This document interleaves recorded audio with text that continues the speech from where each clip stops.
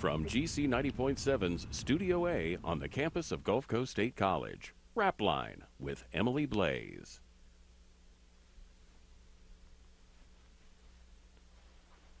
You believe in God?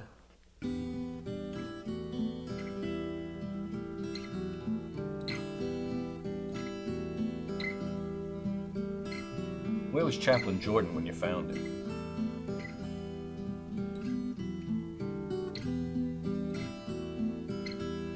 See, you want serious, then you just got it. It changed everything, didn't it?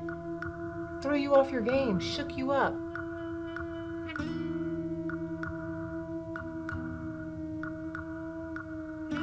Right now, all I know is that it's one more thing I wish that I could change.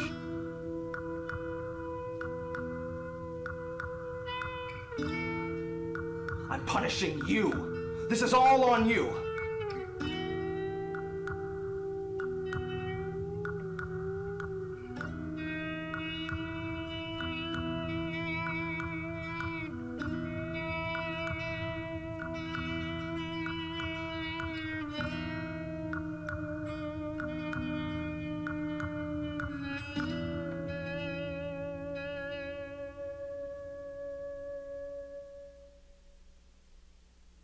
It's said that every great character has a past, but few are as interesting or as tragic as that of ex-cop turned prison chaplain John Jordan. And today I'll be speaking with author Michael Lister about the latest in his John Jordan mystery series. It includes a book and a short film. Also with us today is cinematographer Lou Columbus. Welcome back to the show, guys. Thank you so much for having us. Well, I'm so excited. I've read every single John Jordan book, and as you know, Michael, he's one of my favorite characters. And so just the Thank you. I really appreciate just the thought of getting to see this on film is really exciting. I'm thrilled with it. It's something I've wanted to do for a long time, and I hope it's just the beginning. I hope we do a lot more, but I thought easing into it with a short film was the way to go. And it coincides with having the next in the series of the books takes us back to John's very beginning. So the short film also takes us way back to both of them feature a very young John Jordan and some very formative things that happened to him and made him the man we know him today. So for those who may not be familiar with John Jordan, tell us about him. Well, he is someone who was raised here in the Panhandle and left after high school, went to Atlanta, grew up in a law enforcement family, and always fascinated by law enforcement, always thought that's what he would do, wanted to be a cop like his dad. And when he was 12 years old, when his family was vacationing in Atlanta, they were staying in the Omni Hotel, he actually had a confrontation with the Atlanta child murderer. And that only intensified his desire to be a detective, to be an investigator, to bring justice to the world. Well, shortly after that, he also had a spiritual awakening. And so from that point, even until today, he's tried to find a way to reconcile those two things. How can I be someone who really has a desire to minister mercy and do good in the world and help those in need? And how do I thirst for justice and also, essentially be a cop with a clerical collar? And so he is, one of the ways he's done that is through prison chaplaincy. And as a prison chaplain, he's helping, people who are in desperate need. But he also is continually giving mysteries to solve, crimes to investigate, and he is continually trying to bring those two worlds together. So how much, what's the period of time from Power in the Blood, the first John Jordan book, to today? You mean as far as when it was published, when it came out? When it was published. Power in the Blood came out in 97. I started writing it in 94. It was published in 97. So that Power in the Blood takes place just a little after Spilled Blood, the short film, does. Power in the Blood takes place, John has been a prison chaplain for a very short time. The new book, Innocent Blood, actually goes back way before that and starts when John is 12 years old when he meets the Atlanta child murderer, and it continues through about 18. So it might be helpful to go back and refresh myself with Power in the Blood before this one. You certainly wouldn't hurt. But another thing you might do is actually start with Innocent Blood. Chronologically, it is the first in the series. I'm actually calling this. I see it as a subset of books, a sub-series, a series within a series called the Atlanta Years. So this will be the first volume in the Atlanta Years. There will be others, and there are things in this book that were referenced from the very beginning of the series in Power in the Blood, in Blood of the Lamb, some almost 20 years ago now. And there's things that are referenced in the series that happened in Atlanta that we haven't even gotten to yet. So there will be, I estimate, probably 4 or 5 books that will comprise the Atlanta Years. The Atlanta Years. Okay, Yeah. and this being the first. Yes. Yeah. All right, Michael Lister and Innocent Blood. Of course, if you're just tuning in, you are listening to RAPLINE, and my guest is author Michael Lister. Also with us, cinematographer Lou Columbus. And with that, let's start talking a little bit about the short film. In last summer, we were finishing up the play of The Big Hello. It was the third in my Jimmy Riley series set here in Panama City. We were finishing that up. We were talking about the next project. And one of the actors said, "Hey, I'm moving off to go to college in January. Can we do something else?" And I said, "Well, you know what? I'd like to do a John Jordan play. That would be cool. We've never done anything like that." So we started talking about it. And I got to looking at him, and he's a college student. So he's very young. And I said, well, we'll probably need to do something from, a young John Jordan. And it sort of evolved from there. My wife said, you should write a book that is actually set back there. And so with that idea, with the way all of this came together, things that I had originally planned to put throughout all the books going forward, it suddenly became okay. I'm going to put them in a book, in a series of books.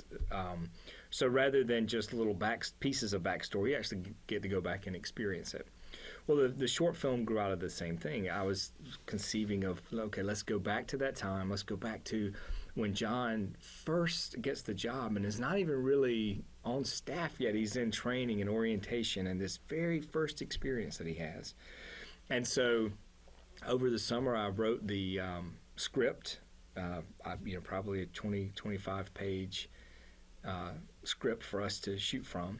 And I contacted Lou, and I said, Lou and I have worked together a lot before, and he's a fantastic photographer, videographer, and I said, are you interested in doing this? And so what we began to do then is put together a team, and then we did casting, and had Jason Hedden here at the college helped us set up casting here, and we had actors come in and audition, and we filled the roles. We began to rehearse, and then with the help of a whole lot of people, we began to shoot, and mostly in November we shot it, and from then until now we have been in post editing and doing all the special effects and sound effects and soundtrack and getting it ready for our big premiere. And so when you say November 2014 you started filming. Mm-hmm. And Lou, what was your approach to filming this story? Well, aside from taking a cut in my normal $100,000 salary, I think Michael and I we talked about it initially. I'd never really shot a film. Most of the work I do is commercial-based stuff. So Michael and I have done some trailers and things for his books in the past, but nothing really of this scope. So he sent me the script. I looked it over, and we talked about a few things. We had a meeting ahead of time to kind of discuss the look we wanted for the film. And I think we wanted it to look kind of gritty, kind of almost like a bleak atmosphere, because the small town it takes place in is kind of like that. And we looked at other shows, popular TV shows, crime shows, for inspiration and to benchmark off of. And so that was, I think, the direction we went, was kind of a dark look to it. And when you watch the film, you'll see that the event that takes place in the film is kind of dark, and it informs how John grows as a character. So that was it. And so how long is this short film? Well, if you take out all the credits and everything, we're just talking about that, it's around 15 to 17 minutes probably. Okay, and all of us sitting here know that the finished product may be 17, 18 minutes, but there's a lot of time that goes into that. So how much time did it take to film this? To film it? Just to film it. I think we had 5 shooting days, separate days. We didn't shoot it all consecutively, so we had to work around everyone's schedules, of course, the actors and everyone involved.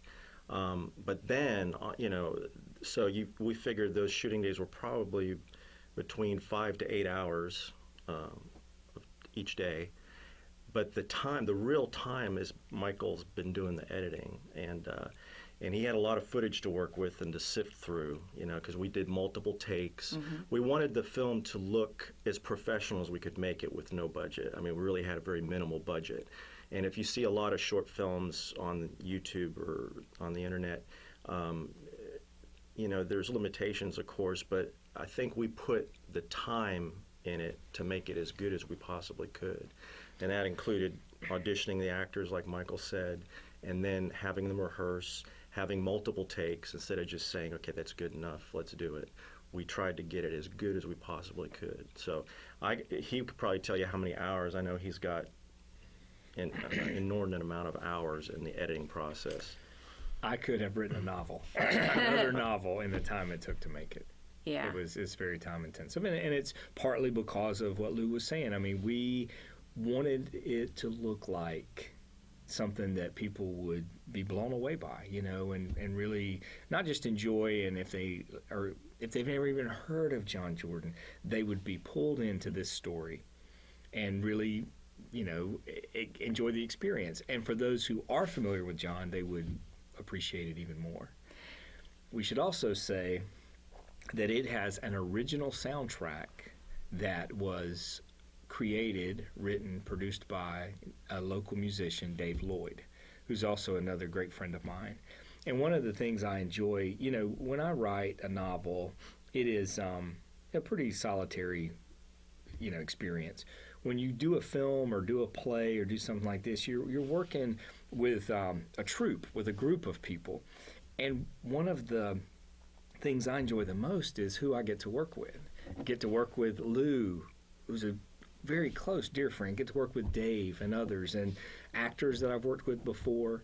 That you build a type of community, and out of that, this creative thing happens, and it happens when everybody brings in ideas and feedback, and you could say that, on the credits it might say Lou was the cinematographer, and he was, and he shot beautiful images for this film.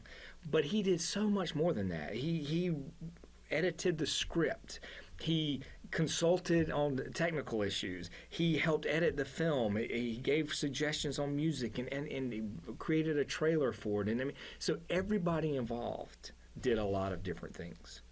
And to say that we had 5 days of shooting, that's a lot. I mean, for this type of project, there are feature films that are shot in 20 days, or less. I mean, so we put a lot into it.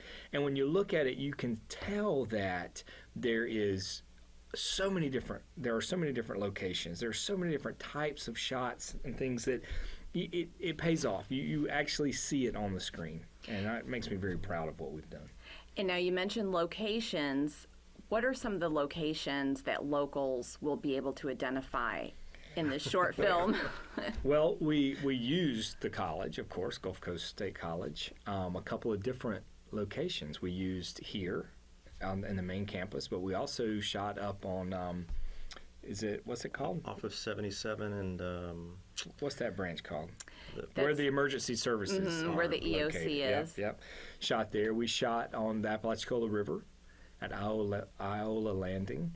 And then a lot of other places that are actually made to look like something other than what they are. You know, we dress sets. And at that location, the other college branch, the SWAT team members of some of the guys there put their SWAT gear on and created a really nice that was the scene for Gulf us. County Sheriff's Department helped us, and we actually it was the used their Sheriff's Department, their I'm actual sorry, SWAT team, which was you can't. I mean, that is so authentic. That added so much. Yeah, you can't. Actors could not have done what those guys did.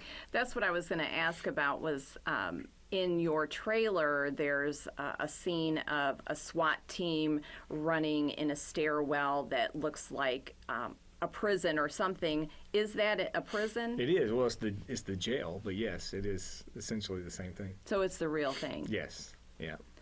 And so I think, Lou, you were talking about North Bay campus.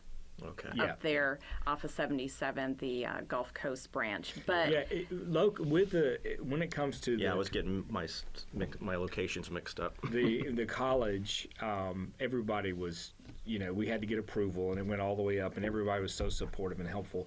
But nobody helped us more than Lynn Wallace and Dan Finley, two producers on the film, we could not have made it without them.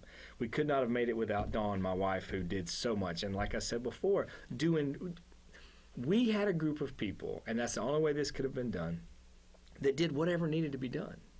Daphne Lewis, one of the actresses who does a great job as an actress in the movie, she did makeup, she did producing roles. I mean, she did so many things other than, and that's what's cool about it, is people coming together to make art together, and everybody just does what's needed. And so, when we're talking about movies and the time it takes to film a movie, you always hear about this astronomical budget. So what kind of budget did you guys have to work with? Well, we did an Indiegogo project where we raised some funds. We had there's such a thing as a micro budget, and ours was smaller than that. But mostly the money we raised went for expenses. It wasn't like we hired or paid, professional actors, or, it was, we could feed people and we could get people places. And it turned out that we had to get some additional equipment, and a computer that would be able to do the editing and put it all together, software and things like that. So I've mentioned this to Lou several times, but I happen to know some of the budgets of things that are made, and they are truly astronomical. And compared to what we've achieved, I'm just thrilled with what we have and, what we were able to do it with. And if you're just joining us, we're talking about the short film Spilled Blood, and that is about John Jordan. That is the lead character in Michael Lister's John Jordan mystery series. So we've talked this up. When and where can we see this short film? Well, we're going to do a premiere here at the college in the Language and Lit building on Friday, February 13th. Friday the 13th. Friday the 13th, a very lucky day for us, and we are looking forward. It's the day before Valentine's Day. Going to be a lot of love in the air, and we're going to have a great time. 6 p.m., Language and Lit. However, it's also going to be available online, so people can watch it wherever they are. And for the trailer now, for another new John Jordan video that's just been released, for information about Spilled Blood and Innocent Blood and how to watch the film, people can go to my website, which is just michaellister.com. And on there, you can actually see how to watch it no matter where you are. You don't actually have to come to the premiere. Now, we hope people will come to the premiere because it's going to be a lot of fun. And we're going to have a red carpet, and we're going to have our cast in their finest attire walking that red carpet. We're going to have our own paparazzi and stellar interviewer taking audience questions and talking about the process and letting the actors expound on, the process once everybody's seen the film. So you touched on the actors. Tell us about the actors in the film.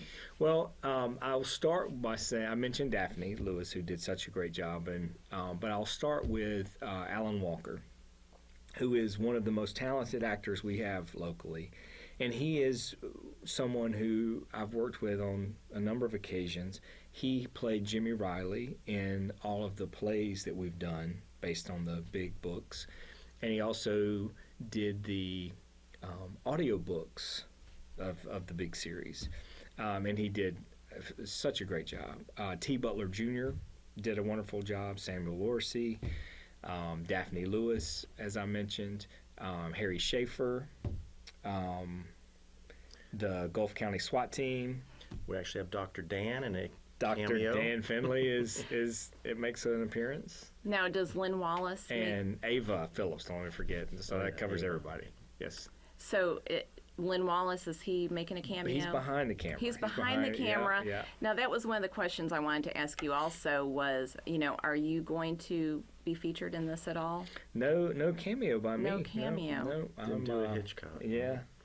I didn't make all my work was behind the camera in this one. Well, I think you kind of answered it a little bit, but, what was the most rewarding part of doing the film, which I know you said collaboration was one of the things you enjoyed? Well, you think about this, and I mentioned this to one of the actors recently. We could have had a great experience in the process of making it, and that's reward enough for sure. And we could have done all this work and invested all this and had the experience we did and not be thrilled with the outcome. That happens. You don't know going in, you invest, you do your best, and the results vary. In this case, not only did we have a really fine experience doing it and working together and figuring it out and making it happen, but I think everybody involved is very happy with the result, with the film we have. I think if you look at it, the quality is just obvious. It's there, and the way Lou shot it and the way it's been put together and the music that Dave created, and the performances the actors did. I mean, every aspect of it, I think, is just really, really fine. And so you could have a great experience and not have something great. I think we have both. I think we had the great experience creating it, working it together, but also very happy with what we came up with. And Lou, you mentioned that this was your first time doing a film. So what did you find most rewarding about the process? Well, as Michael says, the experience. And I'd like to say that he's talking about the collaboration and how everybody worked together. And part of the reason this worked so well, and I think the product we ended up so happy with the product, is he inspires everybody. I mean, everything he does, he puts so much passion and enthusiasm into it. It's inspiring to be around him. And I think everybody responds to that. And that's why we all came together, and I think everybody gave their best that they possibly could, and it shows in the final result, like Michael said. Thank you. Are there any memorable, either good or bad, filming instances that you reflect upon now that it's over with? During this process? Yeah, during this process. I think, we there was one night we were doing so many takes, I think we got a little tired. It was running late into the night. We were on time constraints a lot of the time because, people were allowing us to use locations that we had a specific period of time we had to leave. So that was part of it. One thing I remember at the water side, we were at the boat ramp filming a scene, and we were trying to get a shot of the character throwing something in the water, and water splashed up unexpectedly all over the camera and the lens. And, being that I'm kind of particular about my gear, that freaked me out a little bit, but it ended up okay. Nothing was damaged. So, but I mean, all in all, it was a wonderful experience. Any lighting constraints, filming outside that you had to work with? Outside, not really. We shot at the golden hour. You know, we tried to do the outdoor scenes at the prime time, just before sunset, about an hour and a half before sunset, when you get the nice golden light. Inside, we shot with, I have LED panel lights we used for most of the scenes, along with the available lighting in the rooms we shot in. So we didn't really, you know, since we were on such time constraints, it would have been nice to have the leisure time to play with that a little more. And if we do another film, I think we'll try to maybe budget some extra time somewhere. And we learned a lot during this process, no doubt. There were a few things that I wish I could go, you know, back and do differently, but for as quickly as we shot it, and like Michael said, the budget we had, I think we made it look as good as it could possibly look, and the performances are as good as they could be. And you know, it all started with the writing that Michael provided with the script, and it's just I feel really good about it. So what are you most excited about looking forward to premiere night for the short film Spilled Blood? Well, getting to share it with an audience. We had recently a small gathering of the cast and crew and everybody involved, and we shared the film first time they saw it, and the response was fantastic. I mean, people, you know, and some of the actors had never seen themselves on screen, you know, and so they were apprehensive, but when they saw it, they really, really liked the film. So being able to share it, which was the whole reason we did this, was so we can have something to share, getting to do that together. You know, we'll have all the cast, crew, everybody involved, and to share it together, and then get to answer questions and talk about it. I think is, you know, just thrills me. But in addition to that, for me, I really hope this will be the way to kick off 2015 in a way that, for me personally, I see this as a very special year for John Jordan. And not just because of the film, and not just because of the new book, which there's so many special things about this, about Innocent Blood, the use of the real life Atlanta case, the Atlanta child murder case, a fantastic special introduction by Michael Connelly, another huge surprise in the book that I'm not even going to tell anybody. I'm going to wait till readers see. But then also, this is just the first. There will also be another John Jordan book coming out later in the year called Blood Money.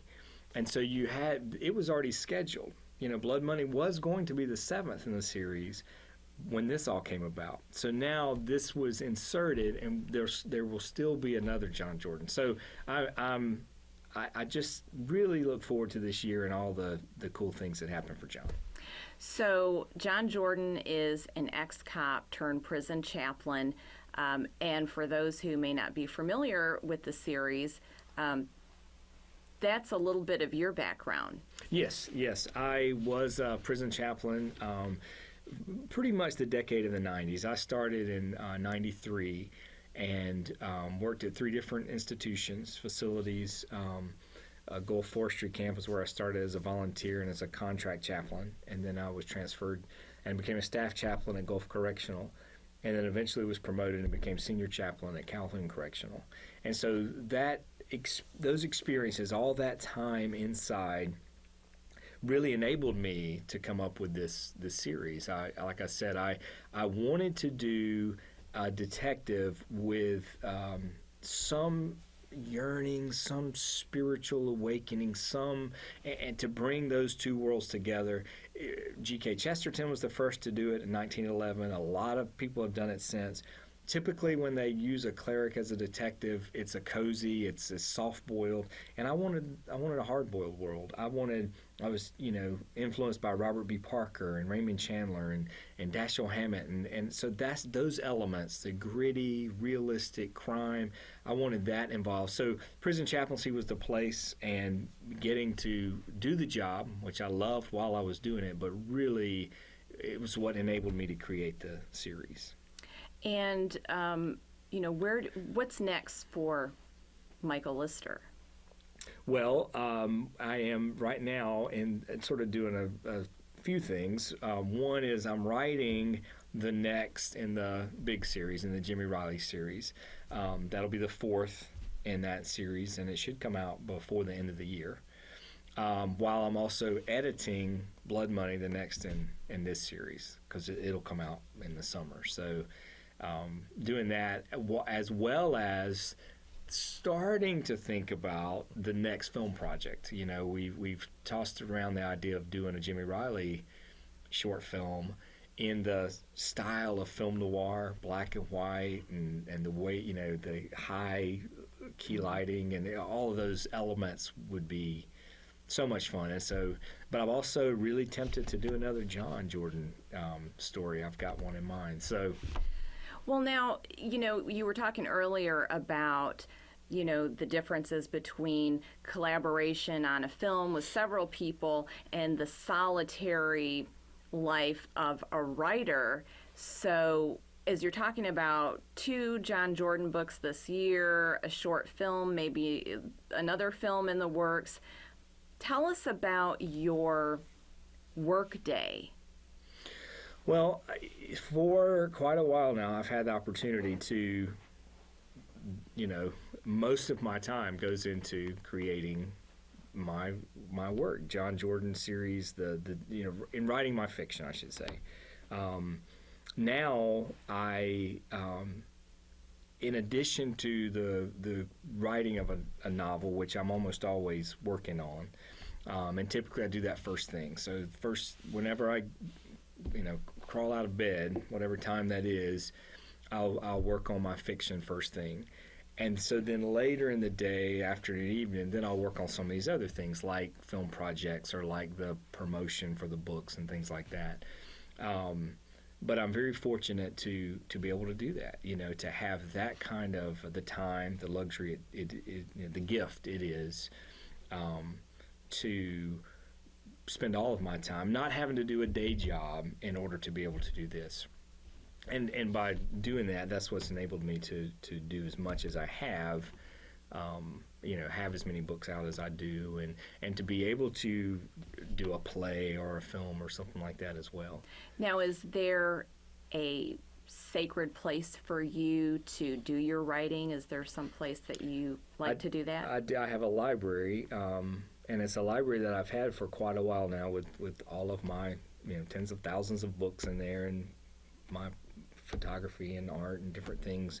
I have an altar, things that inspire me. Recently, my wife and I redid it, so it's something that had needed to be done for a long time, and I had just resisted because I knew what it was going to take. But we took every single book out of the room and all the shelves, and it is. I mean, it's for a while, I had more books than the library, the public library in our small town did. So we took all those out, we laid down hardwood floor, we repainted, you know, and then put it back in again. So that is my special sacred place, and I write other places, but that's the main one.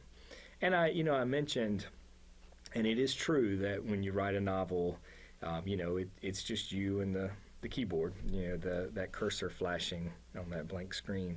But truly, the work I do in this and in life is a collaboration with my wife, Dawn. And that is part of why it is such a pleasure and such a joy to do, why I think it works as well as it does, to have support, to have, and it may be one person sitting there, you know, typing away, but it's the other person helping enable the person to do that, but then also to be the first reader and give response and give feedback, and that's invaluable. So no art is created in a vacuum, and nothing is truly done alone.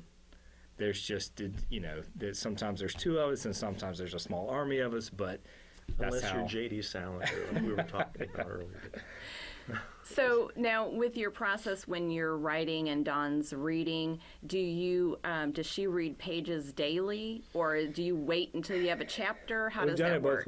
We've done it both ways. Obviously, she prefers to get it when it's finished, where she can read the whole thing. She's not known for her patience. And so, but for me, it helps more if she reads a few chapters at a time as I'm producing them, because hearing them read, and it lets me know where I'm going next, and it reminds me of little things I put in, so we've done it both ways, and I think we'll probably continue doing it both ways. With The Big Bout, the new Jimmy Riley, she's been reading it as we go along, and that's, again, not as good of an experience for her, but much more helpful for me. So as we were talking about the short film, which is out February 13th here on the campus of Gulf Coast State College, you mentioned that, you did a lot, you kind of dove into editing and the film process. So I'm wondering, Lou, you being a photographer, cinematographer, are you going to try your hand at writing anything? I do dabble a little bit in writing, but I mean, not anything, that I would be ready to show to the public in most cases. But yes, I would love to focus more on writing and hone that craft. So what's your focus writing? I enjoy the horror genre. Yeah, so a lot of the stuff I read is in that genre. I also like science fiction, but that's probably where I would focus. I've always been a fan of the Twilight Zone and Night Gallery as a kid growing up, so I like stories that have like a twist ending. Michael's got a series of short stories in can't remember the title of the book now. Another Quiet Night in Desperation. Yes, that one? yeah, and there's some of those type stories in there. I highly recommend that. I enjoyed reading that one a lot. He's got a couple great twist endings in there, very Twilight Zone-ish. But yeah, so that would be where. But sometimes somebody is a good writer doesn't necessarily mean they're a good editor or a good script writer. He seems to have talent in all those areas, which makes me kind of jealous.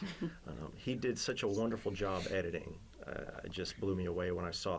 Just seeing the first draft of his edit was impressive. And this also speaks, I think, to his ego. He went back and cut a lot of his dialogue out of the film to tighten things up even more and make it even more powerful of a film. And that takes courage as a writer, I think, to they say kill your darlings, and I think he definitely did that in more than one case. That was another question I had for both of you, really. How do you go about editing that product? I think it was Steven Spielberg said, if you're gonna make a good film, you've got to do it 3 times. You have to do it when you write the script, you have to do it when you shoot the film, and you have to do it when you edit. And when you start to edit, if you've done your work on the first 2, you're in a good position. But what you always do is go back to the script. So like when we first started compiling this footage, I did so with the script right there and was looking, because that's your blueprint. That's what you go back to. They say, and I believe it's true, you can occasionally make a bad movie when you've got a good script. But if you've got a bad script, it's impossible to make a good movie. So I think it goes back to that foundation and looking there, seeing what. But then the other thing is, and Lou just touched on this, if you're rigidly married to this script and you won't let it evolve and you won't say, I envision this one way, wow, it's going to work a lot better if we do it a little different way, if we have, so everything is process, everything. And if you lock it down too soon, if you say it's got to be this way, then you shortcut the process, and the end result is not going to be, nearly as good. Lou, you asked about his writing. It's very good. I've read a good bit of it, and what you find, and this is true, I think, of everybody who helped us on this film, most creative people don't do just one thing. And creating a certain type of art informs others. There's no question that my love of film has helped me as a filmmaker, that my reviewing of film and studying film has helped me with my filmmaking, that being able to tell a story in print, in one type of storytelling is storytelling, right? So if you can tell a story, then you can probably figure out a way to tell that a similar or that same story in a lot of different ways. It all works together. And in the collaborative aspect, when you get feedback and someone says, "Hey, this is working," "Hey, guess what? This is not." Then you can, and because you get so close to it, you need someone to say, "What about this? What about that?" Bring in someone, and so that being open and honoring the work, not the ego, or honoring the process, then good things happen. So, Lou, after this project has been wrapped up, do you feel what are your impressions of John Jordan?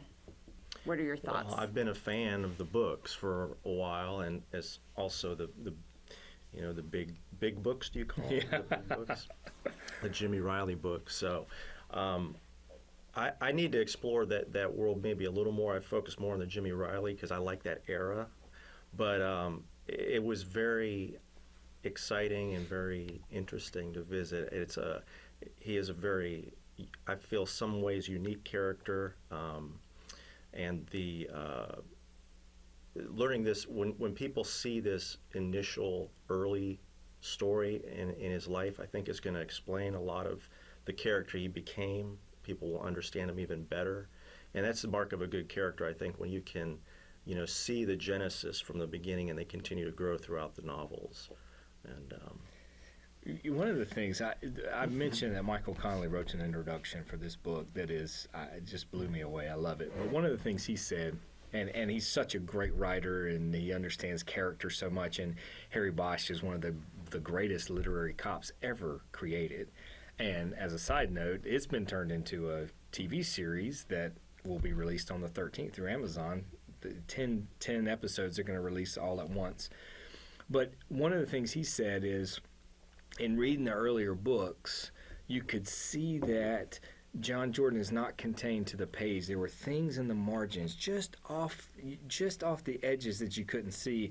And with Innocent Blood, they're brought in. You get to see things that were.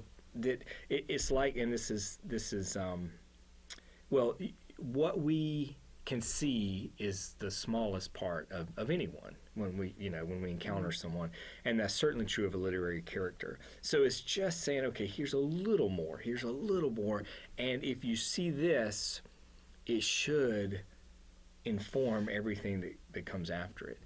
And so for some people, I think reading Innocent Blood will be their introduction to John Jordan. Well, if they read it that way and then they go back and start with Power in the Blood, Blood of the Lamb, and go through the series, it'll have a whole new meaning. Mm-hmm. For those who've already read those books, I think by reading Innocent Blood, they'll be like, "Oh wow, now I understand. Now I had this question, now it's answered." And again, I thought this would be information parsed out through the series as opposed to going back and actually taking the reader back to the character's formative years. This very first murder investigation. I'm just thrilled. He has characteristics that I think that people can relate to. In your own life, he's flawed. He's not perfect. He's not some action hero that does everything right all the time, always makes the right decision. He second guesses himself. He agonizes over decisions. I think that's what brings him to life from the page and hopefully in the film. That's an interesting point that I have experienced. It is, you get to write about, explore a character's faults even more so the earlier you go back. So I was able to say, you know what, this is a less formed John Jordan. He's going to make mistakes. He's going to do things here he's not going to do, as a 40-year-old man, but as an 18-year-old, as a 25-year-old, so there's a lot of, it's just interesting to see the evolution of someone in the same way we evolve and become, and hopefully as we grow and evolve, we let go of certain insecurities and fears, and we become more brave to act on our better angels of our nature. Our kindness, our compassion evolves and grows. but to see someone who is, I believe, a very good detective, to see him when he's first starting out and all the mistakes he makes, and he makes a bunch of them. You know, I mean, there are a lot of them that hopefully in the series you see he learned from. You mentioned kindness and compassion. Describe for us how John Jordan is kind and compassionate. Well, I think the truest character, and Jesus said something similar to this in his teachings. But the truest revelation of character is what someone does for someone that cannot do back for them, cannot return in kind, cannot benefit you in any way. We expect people to do well for their employers, you know, for those who, you know, are part of their socioeconomic group and level, and those that can benefit them. But for someone to, in this instance, for someone to truly feel for a convicted felon, is able to open up their jacket and see the horrible things they've done, the damage they've inflicted, and still have compassion for them and still do what he can for them. To me, that is the true mark of compassion, and doing it when no one else sees. No one knows. There's no camera rolling. You know, there's no one. That's when, you know, Jesus said that the purest type of religion, and you know, we see people talk religion all the time, but it's in action. And when you do something for, say, a widow or an orphan or someone who cannot do anything back for you, then you're dealing with something that's pure. What other motive can you ascribe to it if it's not, and especially if you're doing it when no one's seeing? That's, you know. So to me, that is where John is at his best, as we all are, when we're doing for those who can't do for us. Religion and spirituality. Of course, John Jordan is a prison chaplain. He wears the collar, but it seems like he's, I don't know, how would you describe him, religious or spiritual? Well, you know, if you take the sort of popular connotations of those words, people often use it, if they use them together, and when they say religious, they mean really formally religious, and spiritual, they mean more free and open.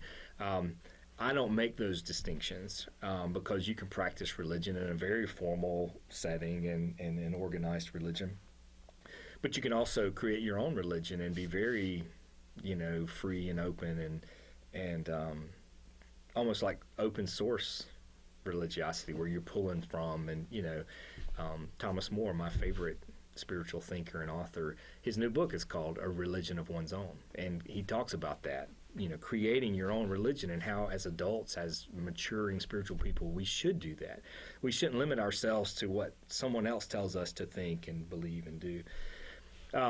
But John chafes at organized religion. He's not really involved in organized religion, and that's one of the tensions. It would be, if you created a prison chaplain who was very at home in religion and in organized religion, where's the drama in that? But John, like myself, is a seeker, is a spiritual person, is someone who is religious in a way, but not in traditional ways, not in organized ways, not in ways that a lot of people would even recognize as religious. And to me, in the same way that the tension between John being is he a cop or a cleric? Is he an investigator or a minister? The same is true of, it'd be so much easier if I took him out of the prison and out of the chaplaincy and just made him a detective. That'd be so much easier. It'd be easier on John. It'd be easier, you know, and the books probably would sell better, you know. But I love the tension of having this person in this role, that there's elements that I think he's the best, you know, best alive at doing it in chaplaincy, and there are elements that he really struggles with. And if people want to learn more about John Jordan, They can come out Friday the 13th of February to see the short film at Gulf Coast State College. They can also view it, as you said, on your website, michaellister.com, and go there for all things John Jordan. Yes, please. All right. Well, it was a pleasure talking to you again Thank you so much about for having us. John Jordan. And Lou, great talking to you as well. Same here. Thank you so much. And that is a wrap for this edition of RAPLINE. Of course, thanks to Michael Lister and Lou Columbus. RAPLINE, of course, a service of Gulf Coast State College and GC 90.7. And a reminder, if you are thinking of adding a pet to your family, consider the adoption option. You can always check out our Pet of the Week from the Bay County Animal Shelter on our Facebook page. I'm Emily Balazs. Thanks for listening and watching, and have a great day.